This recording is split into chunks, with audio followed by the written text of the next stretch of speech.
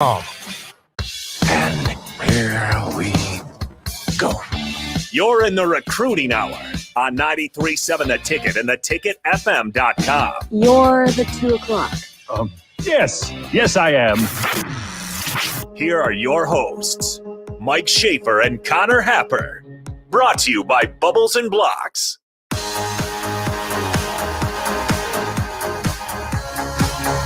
Welcome into the recruiting hour. Mike Schaefer, Connor Happer here on 93.7 The Ticket, as we are every single day of the week. Though this week we're going to change a few things up. I won't be around Thursday and Friday. I probably shouldn't say that we're there every single day of the week and then immediately not be here at the end of it. Monday through Friday, 2 to 3, and then most of the time. Most of the time. So I'm excited for today's show. We're going to have Justin Williams, the running back from East Paulding High School in Dallas, Georgia, joining us here at about 2:30.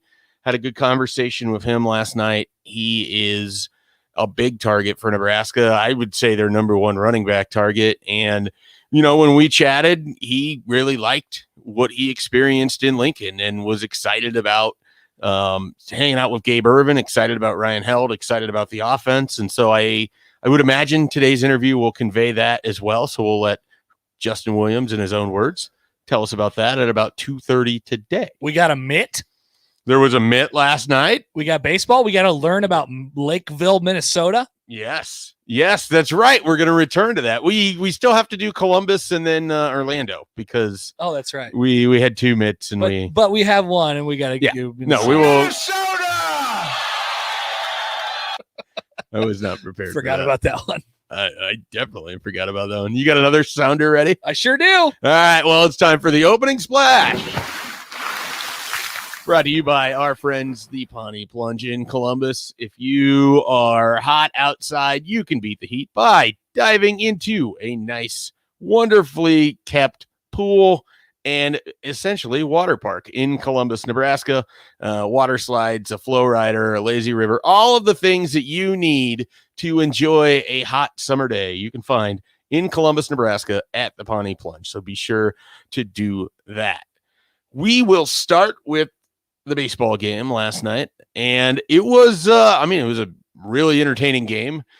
Connor Happer lookalike Luke Roscom hit an absolute tank blast. Like, I don't know.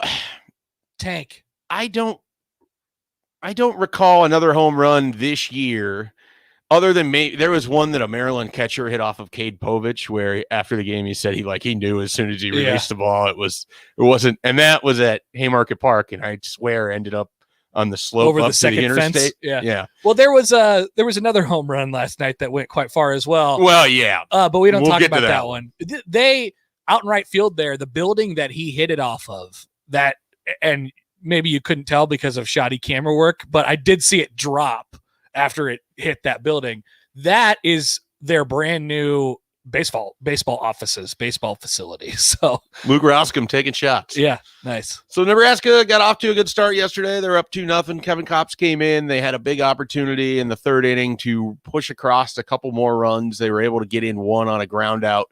And sort of a theme for Nebraska, it felt like against Arkansas specifically, both on Sunday and again on Monday, is you get a guy to third base with one out and you just couldn't come through with a hit. They were able to get that second run in, but a hit would have really opened things up for him. And then Kevin Kopps kind of took over the game at that point. And Nebraska got a great effort from Cade Povich, who pitched very well for 4 1/3 innings.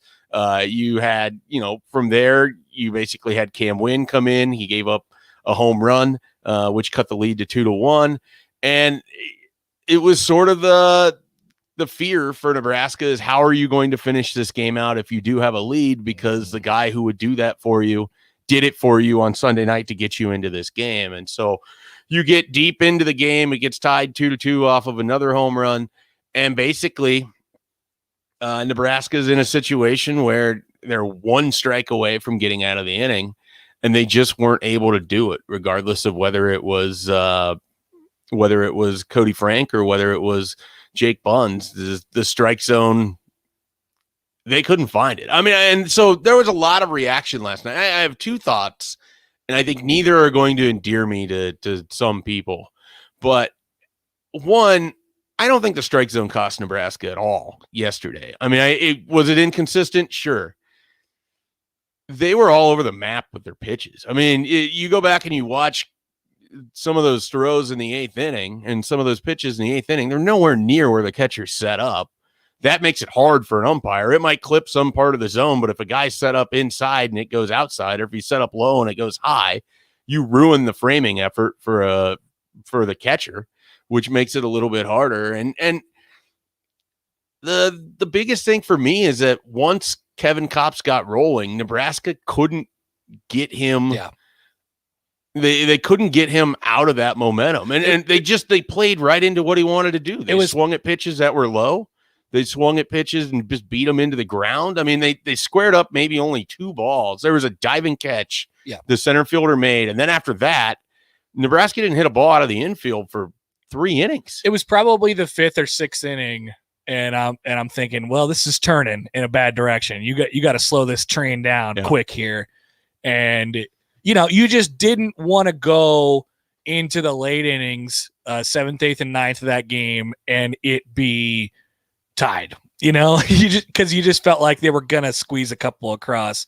I thought Nebraska was going to need, Nebraska was obviously going to need more runs than that to win yesterday, regardless of it. And, that they couldn't string a few hits together. I thought they were worse against Kopps last night than they were on Saturday night. That was frustrating because it actually felt like on Saturday they got some decent swings. They worked them a little bit. They did. They had great at-bats. Counts in their favor. Yep. That never happened last night. It's just like it would get to, if they got a 2-0 and suddenly you get a half swing on what would have been ball 3 in a pivotal situation. It's 2-1, and then you roll it over to the second baseman. The next guy comes up, and it's the same thing. So a lot of that is him, man. I mean, he will. Great. He's even down in the count, you have no sort of sense of when he's going to throw what pitch, which makes him obviously very tough against collegiate hitters.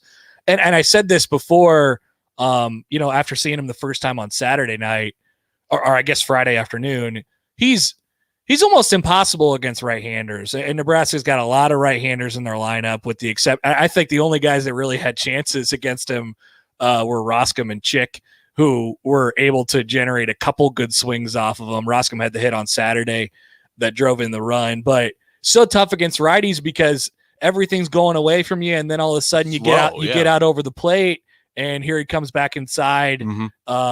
He's a good pitcher, so establish the fastball is the old saying. He didn't care about that. He's gonna he's gonna be wherever he wants with his pitches, which is a credit to him. He's good. He's a good pitcher, obviously. Yeah. But Nebraska had a few opportunities to get after him, and they didn't fully take advantage of him last night, and that was kind of the story of the game. And you get into the 8th, and here comes the avalanche.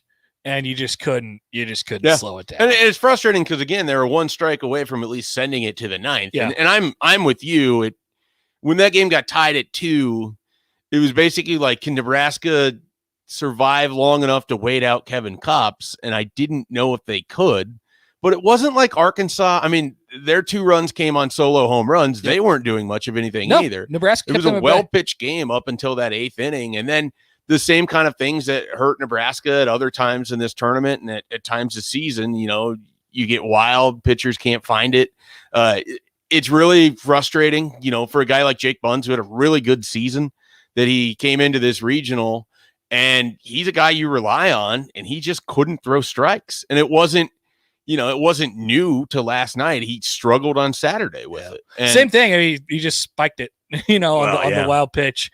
And Nebraska giving up 3 runs on wild pitches to Arkansas is just tough to take, because you think about it, they very rarely ever made them, or very rarely was Arkansas ever really putting the ball in play and forcing Nebraska to do something. They were just taking advantage of these walks and of mistakes, and that's what a good team does, and that's why Arkansas is moving on. But as far as the strike zone thing, I don't think I'm far away from you, but I do think it obviously affected him a little bit. It was just inconsistent, and it was that way all weekend, and it just makes it a really tough environment. All season, though. Yeah, but I mean, that like inconsistency can't be consistent, right? So it's just a tough pitching environment when you're in a situation where you feel like you probably have to nibble a little bit because they're really good and can hit the ball out of the ballpark at any moment. And, you know, you don't know where the zone is. So, yeah, I mean, I don't know. It wasn't, I don't think, as big. I saw the tweet that was going around about the K zone thing, the strike zone. I will say this. In the moment, I did not think that he threw, because what the K zone tweet said was that he threw 8 straight strikes that were called balls. Yeah, I don't believe it. I don't buy it. I really either. don't, because I didn't notice it. I didn't find it to be that egregious in the moment. And you could always kind of tell in the moment. There was a couple of them where it's like, yeah, you could have had that, you know, whatever. But I didn't find it to be terribly, like, you know, mind-boggling in the moment. There was one, I think it was a 3-2 pitch on that first batter.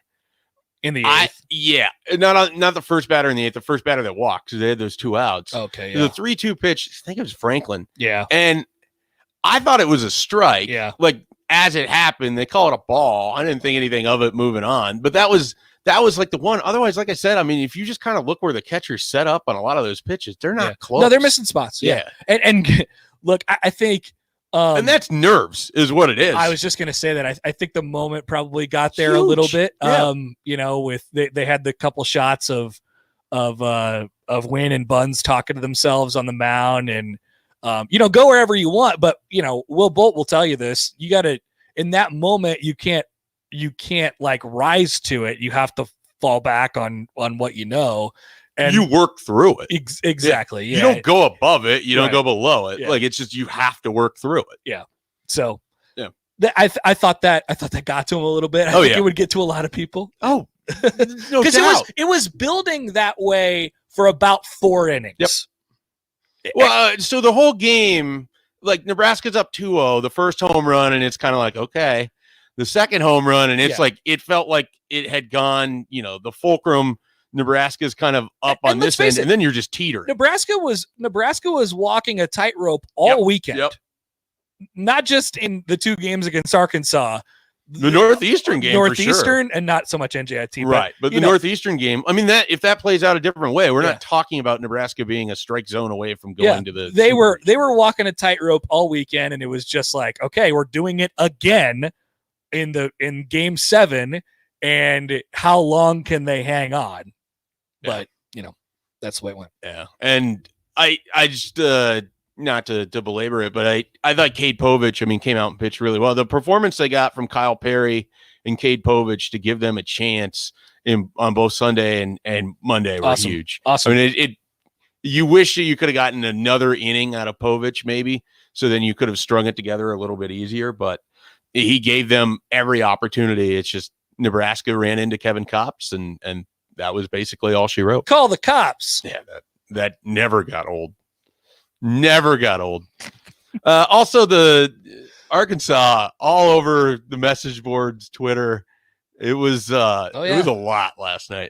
There was a thread someone created on a 24/7 Sports Arkansas board, basically accusing Mojo Haggie's dad of getting in an altercation with him. They were going big on the misinformation campaign. Cool. So very, very interesting experience with that. Cool. I had more moderating to do after a baseball game than I've had with any Nebraska Big Ten football game that was ever. Yeah.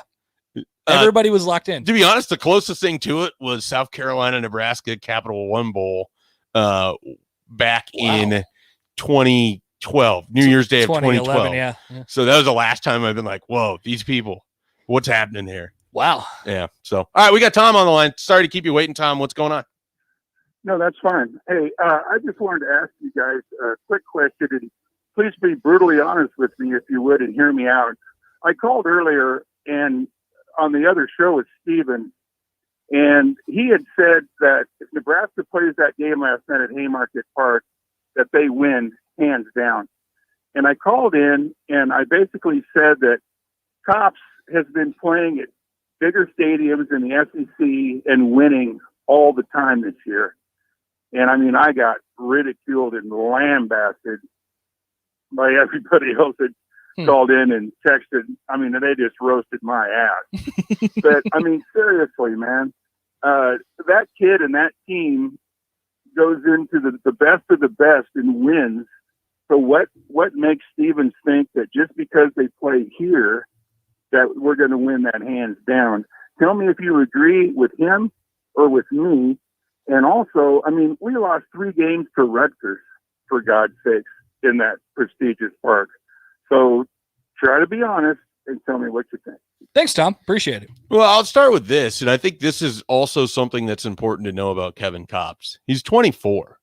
He's more mature. He's been in situations. He's pitched in tough games all year. He's probably more prepared for that moment. The other thing to note about him, and I think this is significant, he's not a typical closer in that he's going to come in for a lot of different reasons, but because he can, throw so many pitches on short rests and all that stuff, but also because most closers, especially at this level, are a little closer to Spencer Schwellenbach in that they're going to come in and just gas people away. He's a pitcher. And that's emotion, that's all that stuff goes into it.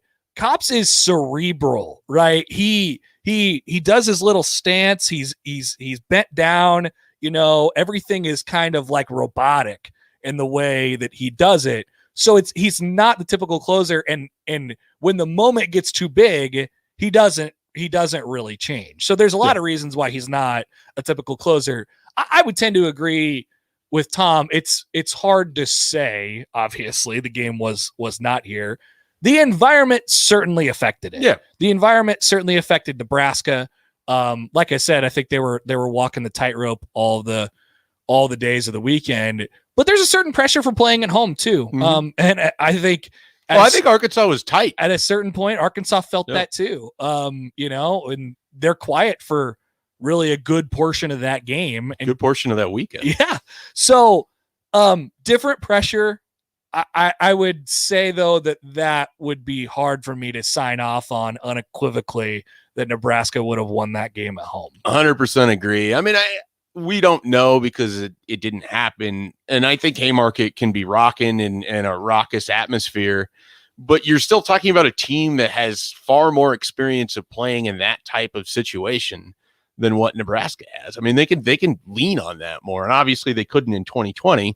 The season didn't really happen, but you still have these guys. I mean, Kevin Kopps has been on that team since 2017. Like, he's been around in college baseball a long time. Yep. And so that moment, while big, he's pitched in similar, if not bigger situations. So he can dwell on, or, he has things that he can go back to. And as Happer said, and it's an astute point, the style of which he pitches, he's crafty. Like what makes him frustrating is he seems very unflappable.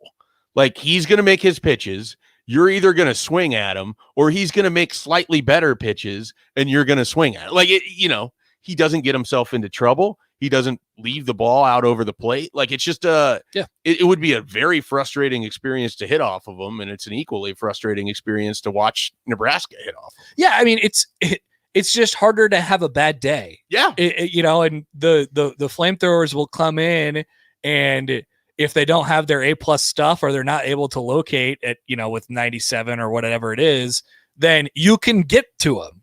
But that's not how he approaches it. Yeah. That's not how he approaches it. So I think those are both notable. That's hard for me to sign off on. Obviously, we can go back to how Nebraska got to Arkansas and who that was, bus. who that was, not transportation wise, whose failure that was, and all that stuff. And I do think they deserved a better outcome than what happened this weekend. But I don't know. They could have gone to. They could have went 0-2 somewhere else. Look, the other one that was close was Notre Dame, and they put up 50 runs in 3 games. Right. Not competing with that the way you hit this weekend. No way. So. Right. I don't know. It's just it's a baseball game, right? So right, and that's what it came down to. They gave themselves an opportunity. They weren't able to come through with it, and I think what's going to be interesting, you got some guys that have some big decisions to make. Obviously, I expect Spencer Schwellenbach, Cade Povich to have those decisions made for them in July when the draft comes around. But you're going to have a guy like Jackson Hallmark. The draft in July this year? Draft's in July this year, I believe. I think they were talking about it on the broadcast. Now, I shouldn't bank on Lance Cormier. Sunday, July 11th. Lance, you did it. Nice job.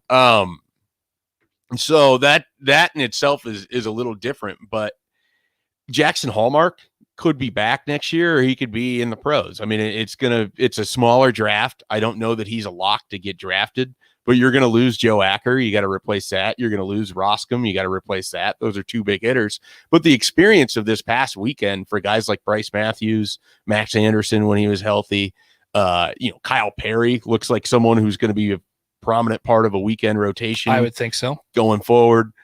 You had those relievers that you expect to see some of those guys coming back. Still have Colby Gomez waiting in the shadows as well. I know. And I worry about Colby Gomez because of the sort of standard of what we've seen with reliever and then Tommy John. Then you try to make him a starter, and it just hasn't worked real well for Nebraska in the past. Nope. But hopefully he's back. I mean, they've got a great class coming in. Like, the future is very, very bright for Nebraska baseball, but you hope that those guys that are coming back can kind of bottle up what the weekend was about for them, and that kind of fuels them as they move forward into next year. But I'm really I was really enjoyed this team, as the season was going on, getting out to the park, when they first started allowing fans back, like this was sort of almost the perfect team for Nebraska fans to be able to get out and go watch. Like, they embody a lot of what people love. They embody a lot of Will Bolt. They're a red ass team. Like, that's what they are. They get after you. That's why they don't make a lot of friends seemingly in their own conference, or now, as we've learned, in non-conference play. Mm-hmm. But I think they represent pretty well, and they were a lot of fun. And I think they're going to continue to be a lot of fun moving forward. No doubt. I can't, it was one of the prevailing thoughts for me watching the team over the weekend. I'm super now they'll have some turnover with this team, but I'm super excited to see what it looks like, especially from the pitching perspective. Once they get some of those guys in, develop them, and I think they're always going to pluck a guy or two to fill spots at the junior college level and the transfer portal. And the transfer portal. Those, I mean, Wynn and Roach were huge for them this year, so they'll do that still, but also, you continue on in your development, and I think that's just going to look a lot better in the future. They won't have to score 10 runs a game or whatever. We hope. All right, we are going to take a break. When we come back, Justin Williams, East Paulding running back out of Georgia, joining us on the show to talk about his Nebraska visit next. The following is a test of the emergency alert system.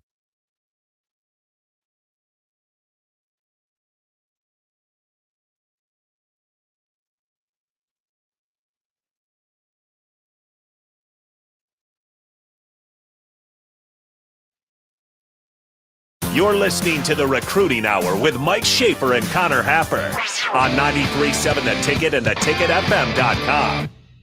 Summertime is here and the temperature is rising. Beat the heat at the Pawnee Plunge Water Park in Columbus all summer long. Pawnee Plunge features a full day of fun for the whole family, including the Flow Ride, the only one in Nebraska, a large swimming pool, diving boards, a lazy river, climbing wall, and of course, massive water slides. It's a great place for parties or a great spot to lounge around all day long. Book your party by calling 402-562-4269. Come splash and play the Pawnee Plunge Way in Columbus from May 31st through August 8th. Mike Schaefer here with 5-star childcare provider Lee Beecher from Bubbles and Blocks. Let's start with what makes Bubbles and Blocks special. We have 3 beautiful locations in Lincoln that provide the safety, security, and reliability you need, while also bringing a family feel to each classroom at every location. I also hear some congratulations are in order. Thank you. Yes, we just won the Lincoln Choice Award for Best Daycare and Preschool for the 3rd year in a row. What should people do if they want to join the Bubbles and Blocks family? Call to set up a tour to enroll your child today, or you can visit bubblesandblocks.com to apply to join our team. Your home is your empire. Protect it with Empire Fence.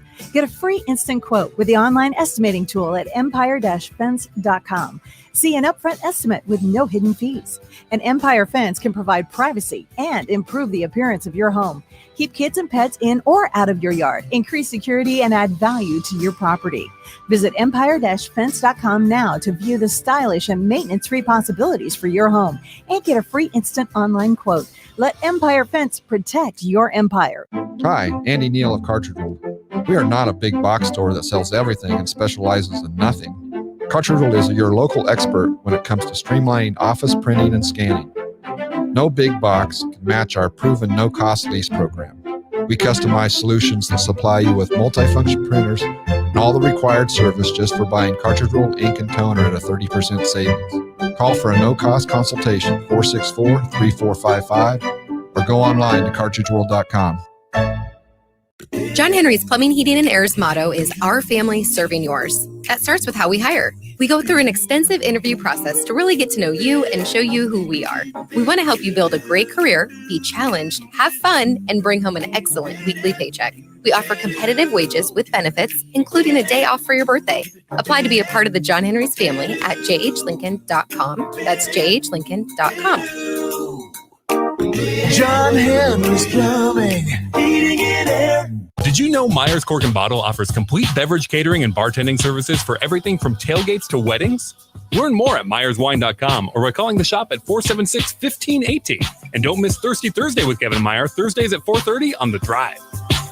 Hi, Sean Callahan here for Coppell Chevrolet GMC, and we have transports rolling in loaded with fresh new inventory. Right now, get a brand new Chevrolet Equinox for $22,929 or over $9,700 off list price. That's almost 30% off the list, and that is not a mistake. New Chevrolet Equinoxes for $22,929 or $9,700 off MSRP. You must hurry now, though. Visit CoppellCars.com or right down 144th Street, stock number C28636. You can hope all you want, but if your team isn't prepared, it won't be a good day. Hi, folks. Greg Sharp here, the voice of the Huskers. Same applies to your home air conditioner. Don't just hope yours will see you through. Make sure a preseason checkup from Bryant will have you ready to go. If it's time to replace, ask Bryant for a free estimate. Make sure you're prepared to beat the heat. Call Bryant, 467-1111. Online at BryantLincoln.com. Bryant Air Conditioning, Heating, Electrical, and Plumbing. We do whatever it takes. Back to the Recruiting Hour with Mike Schaefer and Connor Happer. Presented by Bubbles and Blocks. On 93.7 The Ticket and theticketfm.com.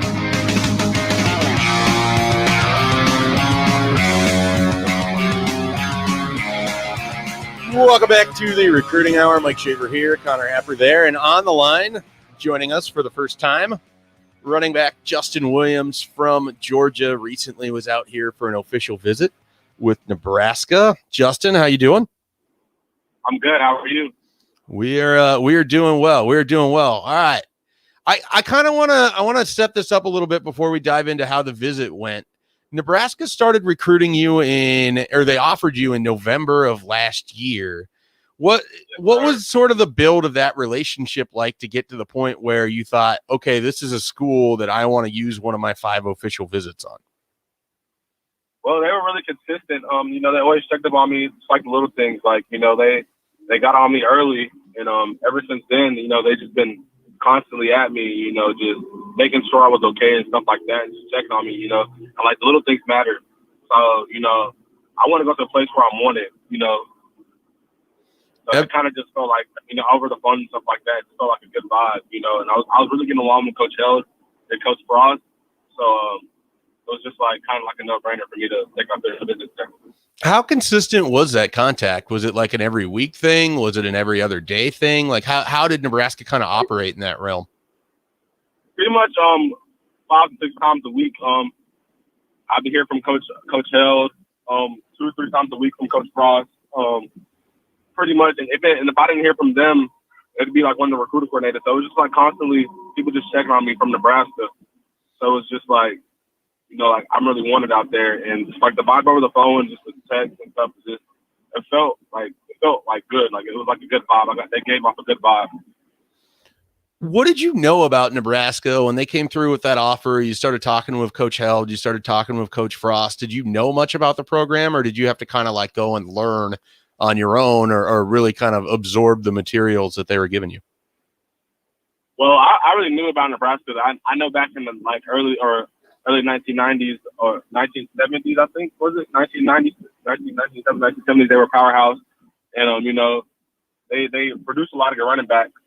So I just kind of was like, I can see myself here. Obviously they're doing something right if they have the most sacks in the NFL.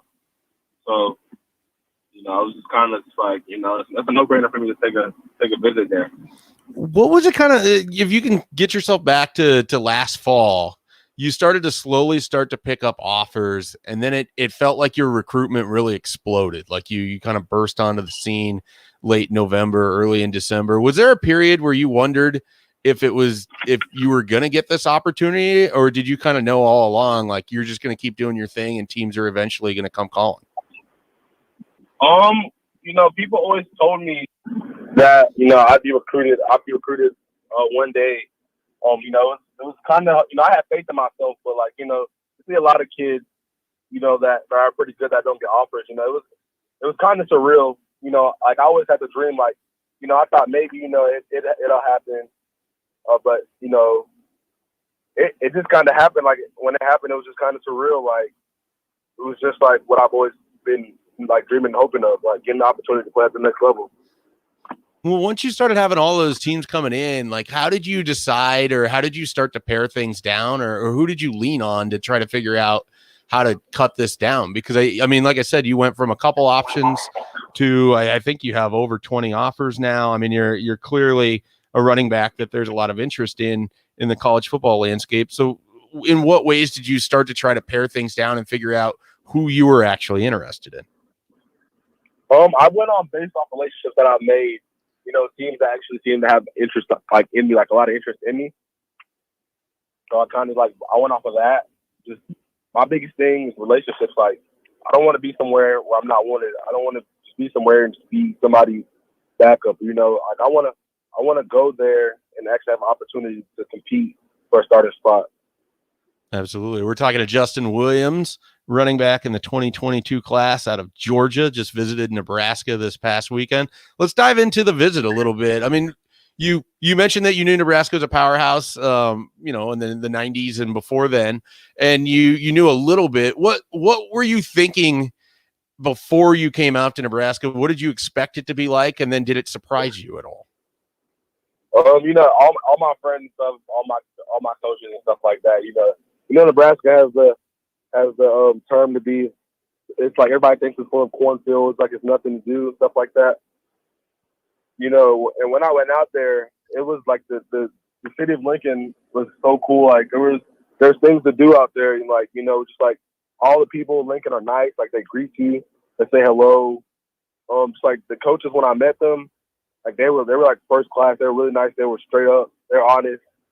You know, and they just like they gave off an even better vibe. Like I had like a great time in Lincoln. You know, it definitely exceeded my expectations. You know, I didn't expect to have as much fun in Lincoln as I did. Just hanging out with the players and meeting the coaches and stuff like that, and touring the facilities. You know, they made everything just really welcoming and had a good time. Pretty much, you know. You talked about the players. Nebraska's had a lot of success in recent years going down to Georgia and finding guys from the Atlanta area or just outside of it and bringing them up to Lincoln. Did you kind of find a community of guys that remind you of people back in your hometown and back in your state of Georgia when you came out to Nebraska this weekend? When I came out, you know, Gabe everyone's my host. And then Malik, that played at Buford as well, he was up there when I got up there. And, you know, they just like made it like almost easy. Like they said they love it out there. They took me in almost like a little brother, you know. So that was awesome. Like, you know, they'd be able to just relate to people that are from my area. That was awesome. Like, we kind of all hit it off, like had a good time, hung out together pretty much. You know, it was great. You mentioned that you built a relationship with Nebraska over the phone. I'm sure you had to do some Zooms and everything. What was it like when you actually got to meet them in person? Because it had been so long. It's the first visit. You're finally getting to meet the staff that you've invested hours of your time talking to. What was that moment kind of like for you on Friday? It was great because, you know, like, sometimes it can be kind of hard to read people over the phone. You know, like it feeds you like crap and stuff like that. So like when I got there and I saw just like how energetic like they were to meet me, like Coach Held, just like really super energetic and outgoing, super positive and stuff like that. You know, he just gave off a really good vibe. Like I said, everybody out there when I met them was just first class and like loved. Like it was like a home away from home out there. Like, you know. Absolutely. Talking to Justin Williams here from Georgia. Running back was out here this weekend for Nebraska's visit weekend. You got a chance to kind of walk around the facilities. You saw Memorial Stadium. There was a little bit of a crowd there for the Friday Night Lights camp that they had going on. What did you think of the facilities Nebraska has to offer now, and how much did they talk to you about what they're trying to build for the future? Just the facilities that they had now, they were awesome. You know, they have everything that you need to possibly get better, faster, and stronger. Like it was kind of just like, it was crazy because, you know, I've never really seen like facilities so nice, and like the new one that they're getting ready to make, it's gonna be better than the one that they have now, and the one they have now is, I mean, spectacular. So it's gonna be great. Just the technology that they're putting in the new facilities, just to make sure that, you know, that you lift them properly, you know, make sure like when you need a break and stuff like that, to make sure you just lift them weight fast enough and stuff like that. Like all the stuff that you need to get bigger, faster, stronger, they're inventing it to make sure that they're producing players at a great level. When we were talking yesterday, one of the things you said that really stood out for you is you got a chance to sit down with Coach Held and you went over the offense and how they use running backs. What is it about the way Nebraska plays that makes you feel like you're going to be a good fit for this system if the Huskers are the team you end up choosing? They run a similar offense that we run here in my high school. And, you know, I kind of fell in love with the offense that my high school run. And just, you know, it'll be just a great transition because if I'm familiar with the offense, you know, it's not too much that I have to learn. So like I have to go and like relearn everything. Like the calls may be different, but the playbook's really similar. So, you know, that's just like that's a great thing for me. So you had a big season as a junior. I mean, you put up huge numbers. You were able to find the end zone a lot. I mean, what do you feel like you bring as a running back, whether it's Nebraska or Louisville or West Virginia or wherever you're looking, that you think you're going to be able to bring to the college game that you can provide as a running back right now? First, I'm gonna bring a lot of energy to the table. I'm gonna make sure all my teammates are fired up and they're ready to go. I got great vision and speed and power. And, you know, I kept the ball out of the backfield as well. So, you know, I feel like I can bring all those things to the table. You know, so I feel like I'm a complete all-around back. I can do it all. You know, so that's pretty much what I feel like I can bring to the table. Absolutely. And then you had Nebraska this weekend. What does your schedule kind of look like this month? I got Nebraska this week, like you said, and then West Virginia coming up this week. Louisville coming up after the West Virginia. And I think that'll be it for June, and I'll be saving 2 more officials for the fall. Do you have some other teams like and if you're comfortable, I mean, feel free to list them, but are there some other teams that you're considering taking a visit to? It'll probably be between like Ole Miss, USC, Vanderbilt. Those are probably the schools that I'm considering taking visits to as of right now. And maybe also Liberty as well. My bad, I forgot to mention Liberty. And when we spoke yesterday, you were kind of saying that you're thinking that this could play out for a while. Like it might not happen. A commitment for you might not happen until after your senior season. Do you feel any concern that schools might try to pressure you to move sooner than that timeline, or what kind of has you thinking? Oh, go ahead. Sorry. I'm sure they will because, you know, a lot of kids may start committing after they take officials. So I'm sure a lot of kids a lot of schools start to pressure me into committing early. So, if they really want me like they say they do, I feel like they should be able to wait respectfully. You know, like I'm not saying that I'm, you know, some super great back, but you know, I just want to make sure I'm making the right decision. You know, I don't want to be one of those players to commit, decommit. So I want to make sure whenever I'm ready to commit, I'm fully locked in, and you know, I'm ready to go. So what kind of happens with you in Nebraska moving forward? Now you had a chance to meet him. You came out for a visit. Where do you kind of see this thing going with the Huskers? I'm definitely gonna try to go up there to come see a game sometime in fall. You know, I'm just gonna keep building the relationship up. You know, I talk to Gabe consistently now after I left Nebraska. You know, we stay in touch. Me, Coach Held, you know, our relationship got even stronger. Coach Ross as well. So I mean, only thing I would say is if I can see the relationship just keep getting better and better. Absolutely. All right, Justin. Hey, we appreciate a few minutes of your time, and we'll thank maybe you for have having you on. me. Yeah, absolutely. We'll maybe have you on again sometime soon. We appreciate it. Enjoy the rest of your visits. Thank you so much. All right, Justin Williams from East Paulding High School in Dallas, Georgia. Great kid. I mean, you guys can tell from just listening to that. Really fun kid too. I know he had a really good visit. He hit it off with Gabe Irvin. We talked about that even more in depth yesterday when I talked to him. But this is a guy Nebraska really wants, and I think they would be more than comfortable, provided that they feel like they're in it, waiting to get Justin Williams. Yeah, if he wants to wait until December. That's always such an interesting conversation about, like you mentioned, the pressure that kids will get, especially if they're taking it deep into their senior year or even after their senior year. And I appreciated his perspective on it. Like that's kind of where he's coming from. Like, I just want to make sure I'm making the right decision. That whole thing, it's nothing against, I'm not trying to keep people waiting on the line or anything like that. But that's the game you have to play. And that's the line that coaches kind of have to toe. And as we know, Nebraska's, not going to, force the hand, I don't think. Yeah. So that's good perspective from him. I appreciate that. Yeah, absolutely. All right, we're going to take a break. When we come back, we're finally going to get into Nebraska's newest commitment, Chase Androff, another one of the visitors that was here this weekend, a Lakeville South tight end, committed to Nebraska on Monday night. We'll dive into what that commitment means for the tight end position, and Happer will tell you about the town of Lakeville, a suburb of Minneapolis. You're listening to the Recruiting Hour with Mike Schaefer and Connor Happer on 93.7 The Ticket and theticketfm.com. I don't know about you guys, but I have been getting back out and hitting different restaurants, hitting different places, and I could not be more excited to get back to Bearshin in Benson, one of the best beer gardens around. The weather's starting to get good, and coinciding with that, they are going back to their full food menu. We're talking the burgers, the Johnny Hammer Pants sandwich, the pretzels, the fries, the salads, if you're one of those people. They got all of it. And they are now open Tuesday through Sunday. That allows you to get over to Bearshin, check out the food, the beer, hang out in the beer garden. You can get that $7 Big Cheese Double Wagyu burger special on Tuesdays. Also, happy hour, 3 to 6, Tuesday through Friday.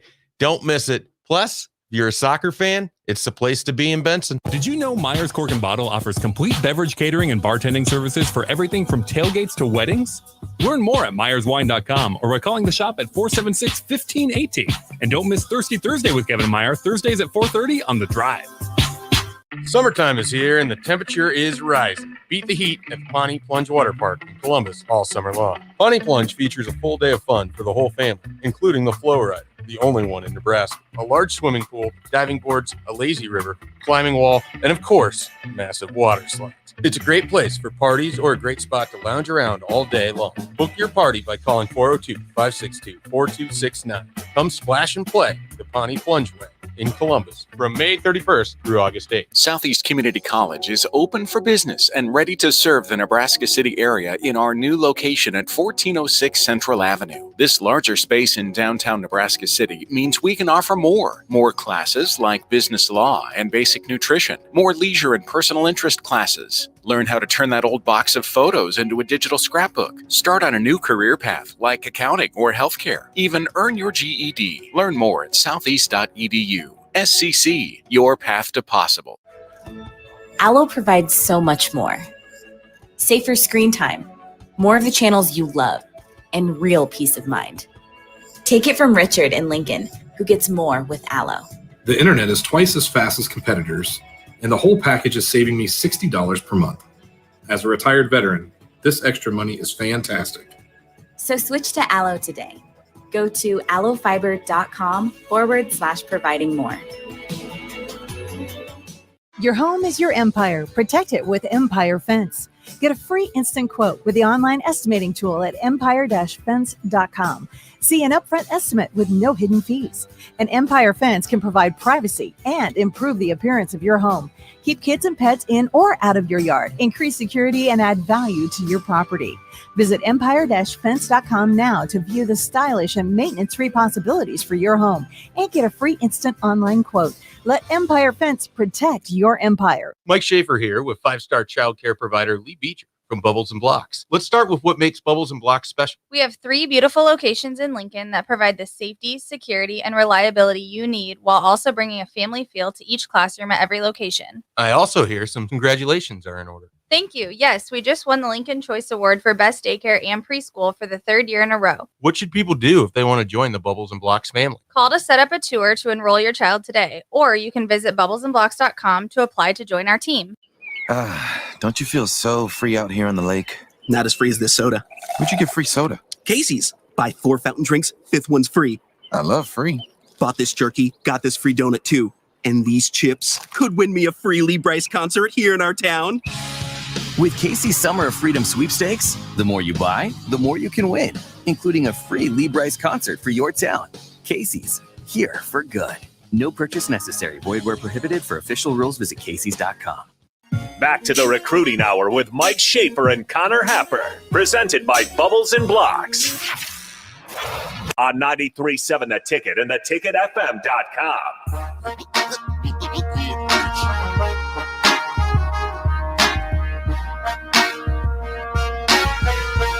Welcome back to the Recruiting Hour. Mike Schaefer, Connor Happer. Hello. Here on a Tuesday. Justin Williams, one of Nebraska's visitors this weekend, was just on the show. If you missed it, I highly recommend checking it out on the podcast. You can get that through the app. You can find it at theticketfm.com. Mm-hmm. Those would be the primary places where you would find it. Mm-hmm.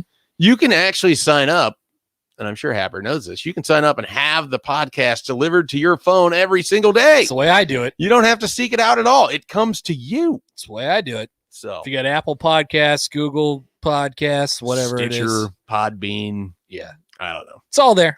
There's a lot of pods. Or not a lot of, well, there are a lot of pods. There's a lot of ways to get your Do people do the podcast? Like, because I just have on my iPhone, I just have the podcast app. I use Apple. I don't do any other, like. I know lots of people that do, though. Yeah. Really? Because there's like different functions or there's I don't know. You could speed it up and slow it down on the Apple one. I feel like, as is often the case, people are way more into stuff than I am, into the minutia of it. And so it's like, I just needed something that I could listen to the podcast that I wanted to listen to. I can't think of another feature that I would need that the Apple podcast app doesn't give me. And talk to our mutual friend, Josh Peterson, and he well, I know he listens to his podcast at like 4 times speed because he's a psychopath. Obnoxious. But like, yeah. It's like, how many podcasts do you need to listen to, man? Just calm down. I'm actually amazed. Like Rico, I saw wants to get into podcasts, which made me laugh. Rico's like 4 years behind everybody on the podcast. Not just that, but it's like no one knows what you're interested in. Okay, you want to get into podcasts? Like that's cool. You can't just be into podcasts. You have to be into something. There's topics, there's a podcast about it that generally draw you in. Like I'm sure what I listen to is vastly different than what you would listen to. Right. So. But that cracked me up the other day. It's all right, funny. So Chase Androff committed to Nebraska Monday night. Tight end, 6'6", 230 pounds, out of Lakeville South High School in Lakeville, Minnesota. Couple things here. We've talked about this a few times. Ryan Burns, we've had him on this show several times. Covers the Gophers and Gopher recruiting. Knows the area of Minnesota really well. Has connections up there. He's talked about how Androff could grow into being an offensive lineman eventually in college, and that's what Minnesota was going to approach him as. Yeah, interesting. Nebraska is very much recruiting him as a tight end right now. And that is interesting to me, if only because they still have Gabe Burkle on their official visit schedule. They have Austin Terry on their official visit schedule. They took 3 tight ends last year. Ben Bramer is already committed for the 2023 class. So it makes me wonder, is there going to be another tight end that joins Chase Androff? And if there is, like, is he going to be dramatically different? Because Chase Androff is different from Thomas Fedoni and James Carney and even AJ Rollins too. I mean, he's more of a inline tight end. I hate saying this because it makes it seem like he can't catch blocker. the ball. Yes, he's more. I view him more as a blocking tight end, than I do necessarily as someone who's going to split the seams and house like a 45-yard seam pass. So it's possible. It's an important role. It's huge. Yeah. It is. And I'm not trying to diminish it at all. It's just that whenever, like, Jack Stoll was immediately referred to as a blocking tight end, and he became a solid receiving threat for Nebraska. So it's not like they can't do both. But it's one of those buzz term things that always sends people running to their corners. Fair. So with Chase Androff, though, this is the third commitment for Nebraska, the second on the offensive side of the ball, second pass catcher, if you will, joining Victor Jones Jr. And like I said, I am curious because I think Austin Terry is really interesting, but he's also another blocking tight end. And Gabe Burkle, another blocking tight end. So it makes me wonder if because they took both Carney and Fedoni, and then you still have AJ Rollins, who's on campus now, and I find myself kind of like confused as to where he fits with all of this. And then I wonder if he isn't going to end up on the defensive side of the ball as potentially a defensive end. The tight end position, once you get past Travis Vokalek, and you could argue Thomas Fedoni because we sort of know what he's going to be, but he's going to play it different than what we've seen. It's going to be really curious, like what it looks like and how they use these guys. Yeah. I mean, there's a lot of different ways it could go depending on how guys develop and what they're going to do with the offense and different packages and stuff like that. No, I mean, it's kind of a clean slate a little bit after this year, with the exception of Fedoni and then Carney, who's there as well. So you can build there and kind of build it however you want because it's so kind of, we could go anywhere with it. Yeah. I like the way you said that because it also makes me feel like Nebraska's anticipating both Allen and Vokalek are going to be gone after this year and that that'd be my guess. Starting over. Yeah. When it gets to the 2022 season, which would be Fedoni, Carney, Hickman, Rollins, and then whoever they bring in along with Androff in this 2022 class, if they bring somebody else in. Mm-hmm. So I guess the question I want to throw here at you, would you expect Nebraska to take another tight end? With all those names, seems like it. Yeah, it feels like it because they have these other visits set up, but maybe they didn't think they were going to get an immediate commitment from Androff. I don't know. It does seem like it once you start hearing the names that are circulating around, guys that are reciprocating interests and stuff like that. Those you can kind of narrow it down from there, and there's a bunch of tight ends that are still kind of circulating there. So, I guess I wouldn't at all be surprised at this moment. Yeah, and he talked with Alan True, who we have had on this show numerous times, and he loved everything about his visit. I mean, this is the lead quote: "Everything about Nebraska was just perfect. He exceeded every other program in every possible way."